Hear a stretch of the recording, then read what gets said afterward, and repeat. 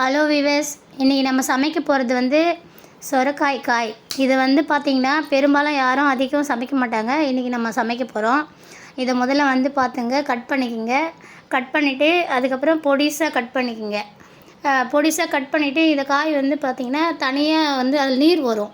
அதை வந்து நம்ம ஒரு கடாயில் போட்டு வதக்கிட்டு அந்த நீரெலாம் எடுத்துடணும்.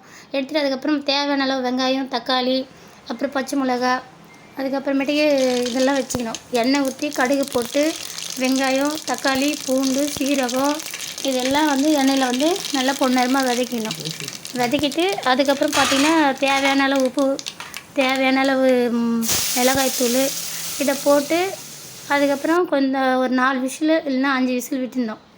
இது வந்து பார்த்திங்கன்னா கிராமத்து சமையல். இது பெரும்பாலும் வந்து எங்கள் அம்மா எங்களுக்கு செஞ்சு கொடுத்தாங்க. அதை தான் வந்து நான் இப்போ வந்து உங்களுக்கு நான் இதை போடுற வீடியோவில் நீங்கள் பார்த்து சமைச்சி பாருங்கள், சாப்பிட்டு பாருங்கள். அதுக்கப்புறம் தான் உங்களுக்கு தெரியும். அது மட்டும் இல்லை, இப்போ இருக்கிற வெப்பத்தில் வந்து இதை சாப்பிட்டோன்னா நம்மளுக்கு வந்து உடம்புல இருக்கிற சூடு தணியும் இந்த சொரக்காய் சாப்பிட்டா. அதனால் வந்து இதை செஞ்சு சாப்பிட்டு பாருங்கள். அது மட்டும் இல்லை, இதை சாப்பிட்டா நம்ம உடம்புல வந்து அந்த வேர்வை மொத்தையும் பார்த்திங்கன்னா சிறுநீர் வழியாக வெளியே வந்துடும். அதனால் இந்த சொரக்காய் நீங்கள் வந்து சமைச்சி சாப்பிடுங்க. நான் செய்முறையும் உங்களுக்கு நான் போட்டிருக்கேன். சமைச்சி சாப்பிட்டு எனக்கு கமெண்ட் பண்ணுங்கள். ஓகேங்களா?